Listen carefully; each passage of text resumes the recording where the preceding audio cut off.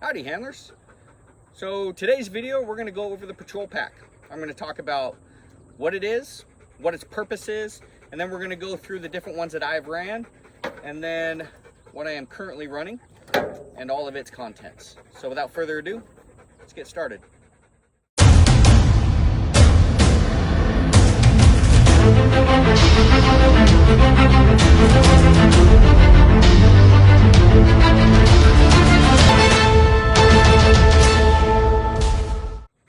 All right, so before we get started, I was setting this up.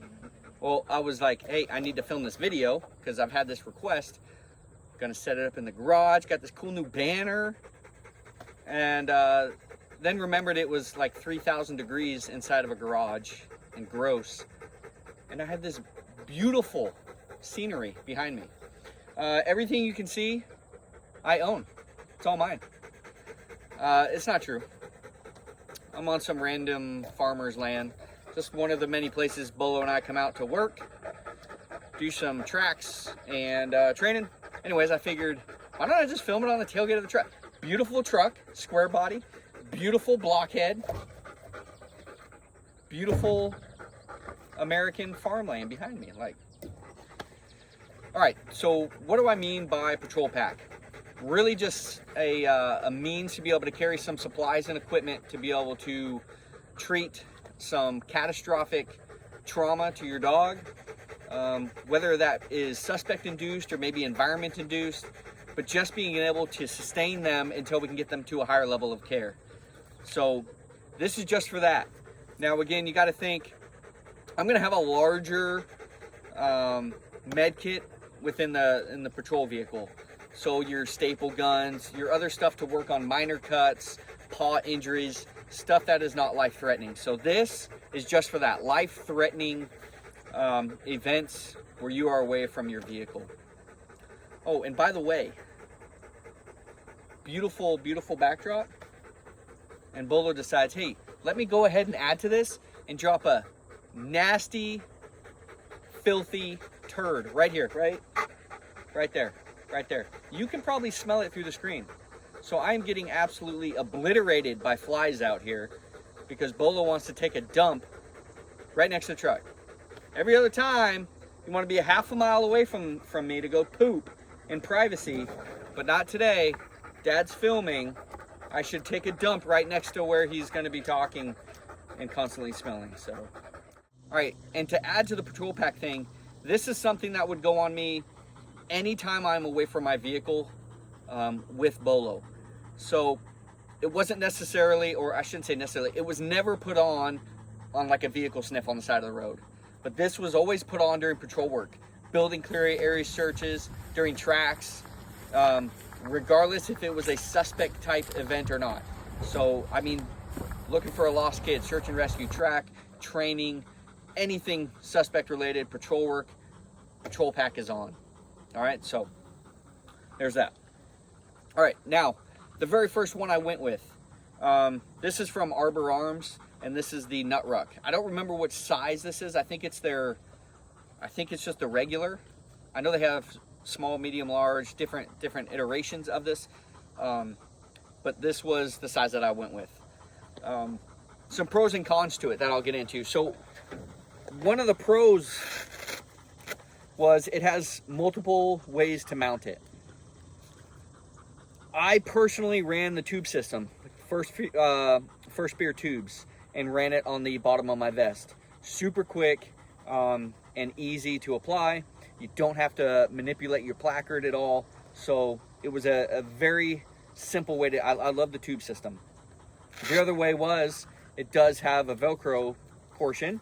If you do want to hang it that way, or you want to permanently keep it attached, or you want to manipulate a placard or whatever, cool.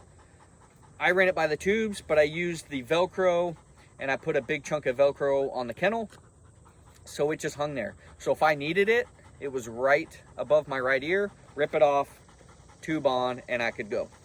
So that was the nice thing about it. Storage of it, it was easy for me to grab and access from my driver's seat.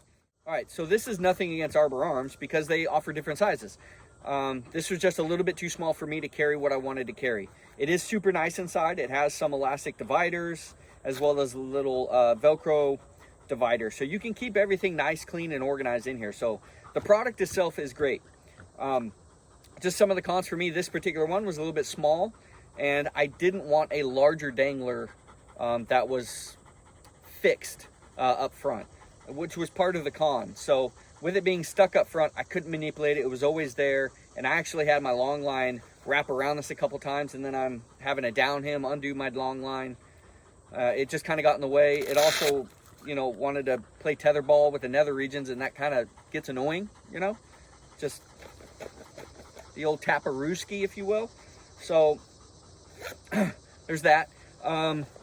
Also, it is, to be able to use it, now I don't remember, because I bought this is probably 4 years old or something, 4 or 5 years old. I think I started doing this system. I think it comes with a fanny pack to where you can run it as a fanny pack as well. So, I mean, if anything, it does have 2 loops, so you could probably do some Swift clips to it or something and be able to run as a fanny. So if so, fantastic. You could run it multiple ways. But as far as running it as a dangler, I didn't like that I always had to have the vest.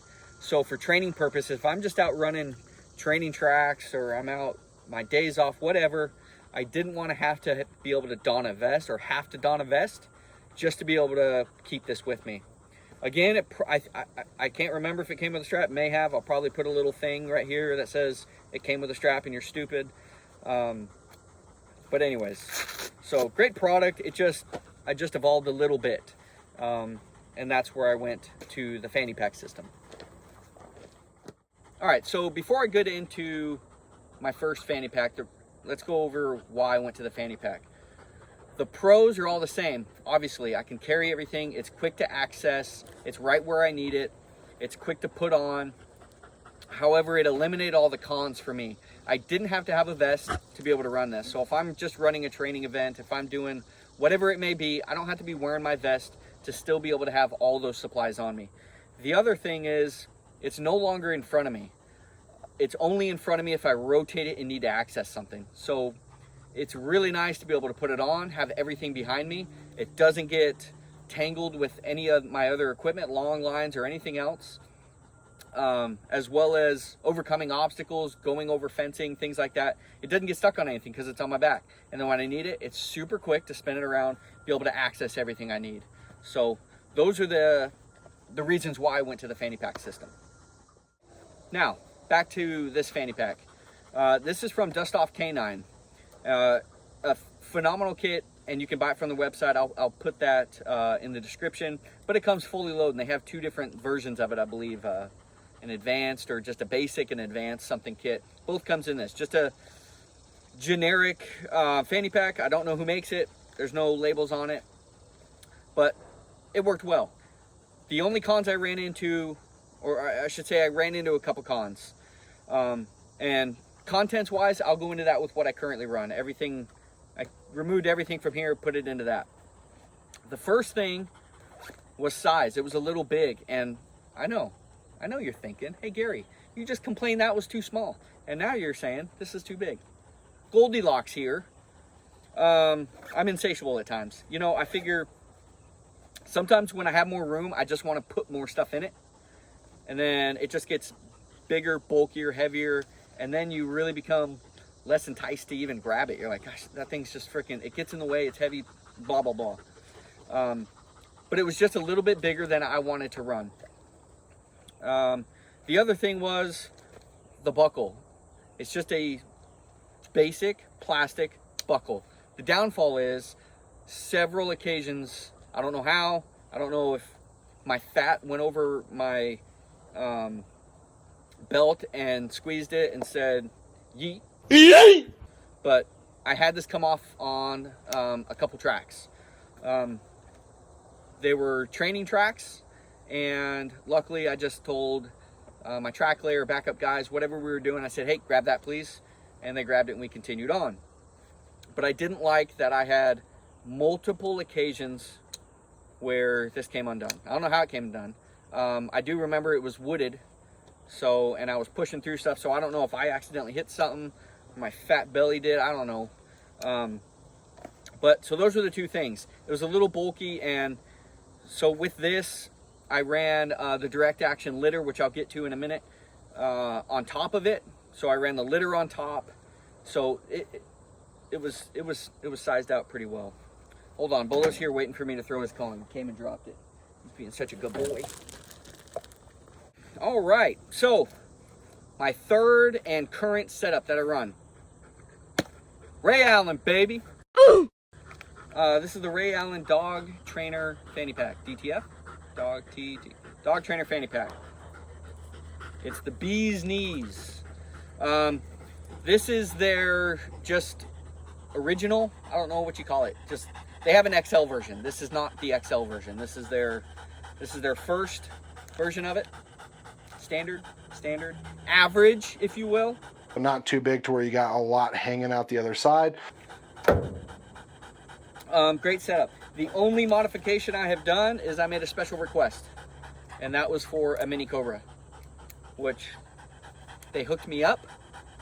I wouldn't suggest, actually I would suggest, go ahead and send Matt with Ray Allen a ton of messages asking him for Cobra buckles on these, because you know, he loves that. He loves getting those. But it normally comes with a plastic buckle. I asked for that for that reason, and they hooked me up. My friend took care of me.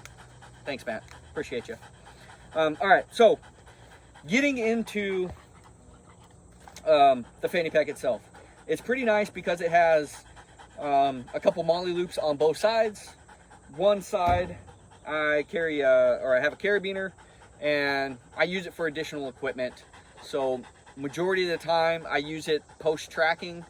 I hook the carabiner that's usually hooked up to him, hook it onto to this carabiner, and then I walk and reel in and clean up his long line while I'm walking back. Let him be a free dog, and have a little bit of freedom, and be part of the pack as we're walking back. And then I hang the long line, usually take the gloves off, hang the gloves, and just kind of be able to walk without carrying a bunch of junk on my way back to the car.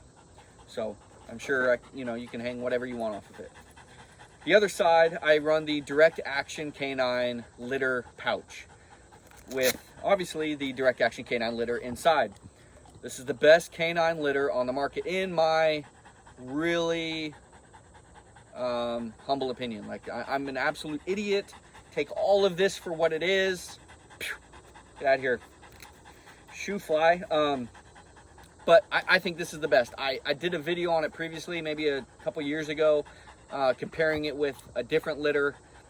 I'll put the link to that video in the description as well, so you can kind of see. But in my opinion, this is the best litter on the market for having to pack your dog out. Again, obviously we're physically, we should, you all better be in the shape to be able to pack your dog out.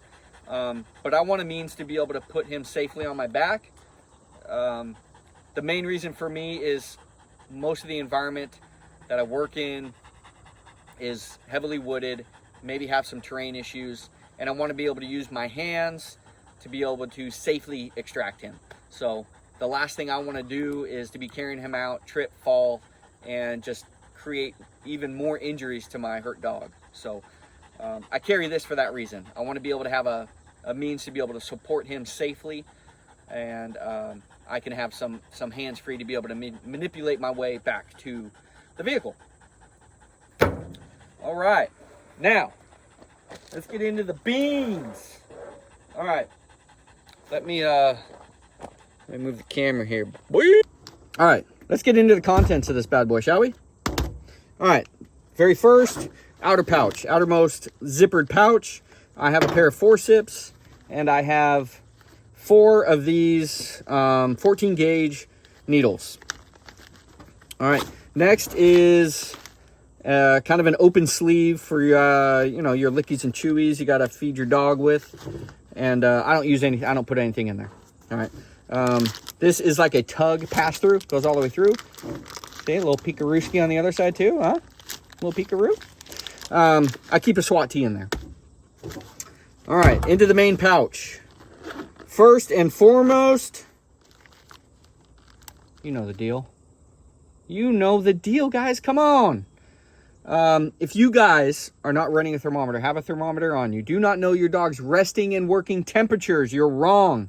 Guys, knowing this stuff, the amount of dogs that have passed away from heat injuries is terrible, guys. So much of this can be avoided by knowing your dog's temperatures and monitoring your dog's temperatures when you start to see some of these early signs that we've talked about in previous videos. So please, guys, carry a thermometer, get comfortable with it. Trust me, it's all part of the bonding phase, you know. Your dog will love you for it. All right, except Bolo, that freaking nub, I'll tell you what, that thing trapdoors. Like, oh, goodness gracious. He can lock that freaking thing down. It's like a semi-truck mud flap. But you know when it's stuck, never mind.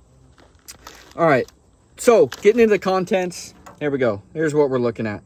All right, so in the back, we've got I've got two different styles of chest seals as well as some petroleum gauze and jelly. Purpose of that, petroleum gauze and the jelly is just to assist in getting a good seal with the chest seals and the dog's long hair. Next up, I have some packing materials. So this is just basic compressed gauze. And then I have the combat gauze version of it, which is just the exact same thing, fraction of the cost, and it just doesn't have the hemostatic agent. So this stuff doesn't, this stuff does. Excuse me.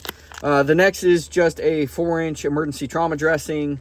All right, next is just a 4-inch ace wrap, elastic band that you can do, obviously tourniquet, pressure dressing, all kinds of different things with. Next is going to be the direct action canine nylon muzzle. It's a great muzzle. Obviously, it compresses super small, so you can fit it in this pack, and it gives you the adjustability to be able to cinch down if you need to do something that you think your backup guys, the vet tech, something may get bit, as well as open it up to be able to let the dog breathe, drink water, access airways, things like that. So a really good muzzle to be able to have on you in a pack like this. Next is a backup nylon lead. This is from Raider Canine. Again, if you don't have anything by Raider, you're wrong. He's a great dude. Oh, look, just so happened.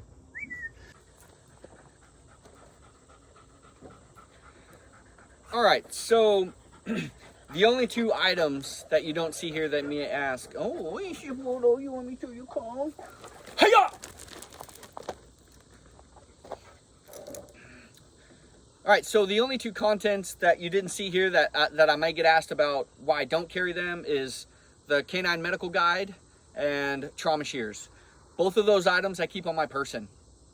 So I keep the medical guide in a little admin slot that I have in my vest. It just stays in there all the time.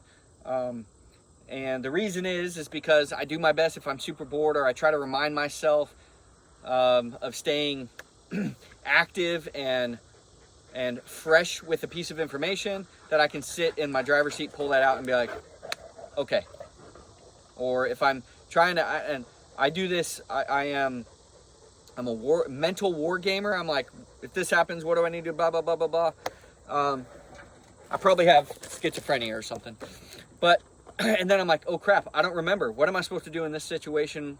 What parameters or what's the first step? I can pull that out and, oh yeah, and reassure myself that if X happens, I know that Y will hopefully solve that problem.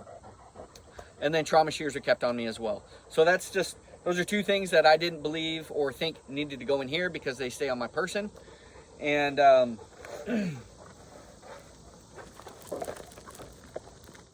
right, so in closing, I want to bring up two very important points. The first, you can have the Gucciest equipment packed full of the perfect supplies. You can have a full trauma center in your backpack, but it does you no good, or more importantly, it does him no good if it sits in the truck. Carry it on you. You don't want to be a mile away from your truck in the deep part of the woods or in some basement of the crack house a block away from your truck looking at your dog bleeding out. So carry it on you for the love of God. All right, so to piggyback off of the first point, you can have absolutely every piece of equipment and supply you need to take care and save your dog's life. But if you don't know how to use it, it's useless. Get training from qualified instructors. Keyword qualified. Look, there are some really generous people out there that want to give classes. There's some local vets and people that are good-hearted and they just want to help. But veterinarian care versus point of injury care of some type of catastrophic trauma, gunshots, stabbing, impalements, whatever it may be, are completely different forms of treatment. And there's only 3 that I personally would recommend getting that training from. I thought the tripod was a goner. The Kong went through the tripod. Okay, I'll throw it. Then I got to get back to the video, okay? All right, sorry. So for the first person, Evan Nolte, with Paravet Canine, otherwise known as Den Mother Canine on Instagram. The next is going to be Brady Smith with Dust Off Canine. And third is going to be Janice and all of her team with Veterinarian Tactical Group. So all 3 of those travel all across America and outside of America, teaching these TCCC classes specifically for canines. Those are the only 3 that I recommend. And I will put links to their websites in the description. I highly recommend, having gone through all 3 of their classes. I haven't been through the practical class of Brady's, but I've been through the practical class of VTG as well as Evan Nolte's.